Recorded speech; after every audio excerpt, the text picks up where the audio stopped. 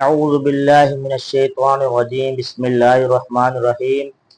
معزز ناظرین کرام، آج ہم بہت ہی اہم ٹاپک پہ بات کرنے والے ہیں جس کا عنوان ہے محرم الحرام کی اہمیت و فضیلت۔ محرم الحرام مہینے کی عزت و فضیلت قبل اسلام بھی تھی اور اسلام کے بعد بھی رہی ہے اور قیامت کے دن تک رہے گی۔ قبل اسلام عرب کے لوگ جب ایک دوسرے کے خون کے پیاسے ہوتے تھے اور ان کی لڑائیاں سالوں سال تک چلتی تھی۔ محرم الحرام، رجب، ذوالقعدہ اور ذوالحجہ کے 4 مہینے حرمت والے مہینے ہیں اور ان میں عرب کے لوگ قتل و غارت نہیں کیا کرتے تھے۔ اسی طریقے سے محرم الحرام کی اور بھی بہت زیادہ فضیلت ہے۔ محرم الحرام سے اسلامی سال کا آغاز ہوتا ہے۔ وہ اس طرح کہ حضرت عمر فاروق رضی اللہ تعالیٰ عنہ کے دور میں حضرت ابو موسیٰ اشعری رضی اللہ تعالیٰ عنہ نے امیر المومنین حضرت عمر فاروق رضی اللہ تعالیٰ عنہ سے درخواست کی کہ اے امیر المومنین، آپ جو خطوط بھیجتے ہیں تو اس میں تاریخ وغیرہ کا اجرا نہیں ہوتا، ہمیں معلوم نہیں ہوتا کہ یہ آپ نے خط کب بھیجا ہے اور اس کو کب واپس بھیجا گیا ہے۔ تو ایسا کوئی قانون ہونا چاہیے، ایسی کوئی تاریخ کا اجرا ہونا چاہیے جس سے ہمیں پتہ چلے کہ یہ فلاں تاریخ کو فلاں سال میں خط آیا ہے اور ہم نے اس کا جواب دے دیا ہے۔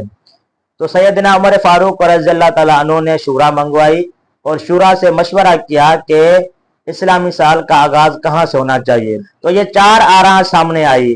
نمبر 1 نبی اکرم صلی اللہ علیہ وسلم کی ولادت، نمبر 2 نبی اکرم صلی اللہ علیہ وسلم کی نبوت، نمبر 3 آپ کریم صلی اللہ علیہ وسلم کا معراج اور نمبر 4 نبی اکرم صلی اللہ علیہ وسلم کی ہجرت۔ تو سیدنا حضرت عمر فاروق رضی اللہ تعالیٰ عنہ نے ہجرت کو زیادہ ترجیح دی اور اسی پہ متفق ہوئے، کیونکہ ہجرت کا دور اس طرح کا دور ہے کہ جس نے مسلمانوں کو بہت زیادہ فائدہ دیا اور اسلام کو یہاں سے بہت زیادہ ترقی حاصل ہوئی، اسی لیے آپ رضی اللہ تعالیٰ عنہ نے ہجرت کو زیادہ ترجیح دی۔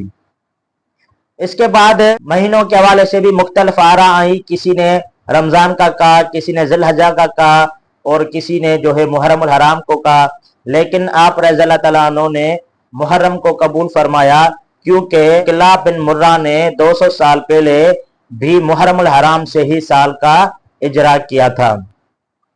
اس کے بعد محرم الحرام کی اور بھی بہت زیادہ فضیلت ہے۔ محرم الحرام کے مہینے کو حدیث پاک میں شہر اللہ یعنی اللہ تعالیٰ کا مہینہ قرار دیا گیا ہے، اور محرم الحرام کے روزوں کی فضیلت رمضان کے روزوں کے بعد بہت زیادہ ہے۔ وہ اس طرح کہ جو بھی محرم الحرام کا 1 روزہ رکھتا ہے تو اس کو 30 روزوں کا ثواب ملتا ہے، لیکن اس کا طریقہ کار یہ ہونا چاہیے کہ ہم 9ویں اور 10ویں کا روزہ ساتھ میں رکھیں گے یا 10ویں اور 11ویں کا روزہ ساتھ میں رکھیں گے۔ محرم الحرام کے ان 10 دنوں کے بارے میں مفسرین لکھتے ہیں کہ جو بھی ان 10 دنوں میں نیکیوں کا کام زیادہ کرتا ہے تو ان کو ثواب بھی زیادہ ملتا ہے، اور اس مہینے میں جو برائیوں کے کام کرتا ہے تو ان کو باقی دنوں کے مقابلے میں گناہ بھی زیادہ ملتا ہے۔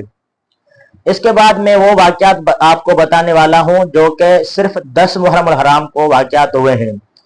نمبر 1، اللہ تبارک و تعالیٰ نے اس پوری کائنات کو 10 محرم الحرام پہ تخلیق فرمایا اور اس کے بعد آپ نے عرش مولا پہ قرار پکڑا۔ 10 محرم الحرام کو سیدنا حضرت آدم علیہ السلام کی ولادت ہوئی اور 10 محرم الحرام کو ہی آپ کو جنت سے نکالا گیا اور آپ کو اس دنیا میں 10 محرم الحرام کو ہی بھیجا گیا۔ اس کے بعد سیدنا حضرت ابراہیم علیہ السلام کی ولادت بھی 10 محرم الحرام کو ہوئی ہے۔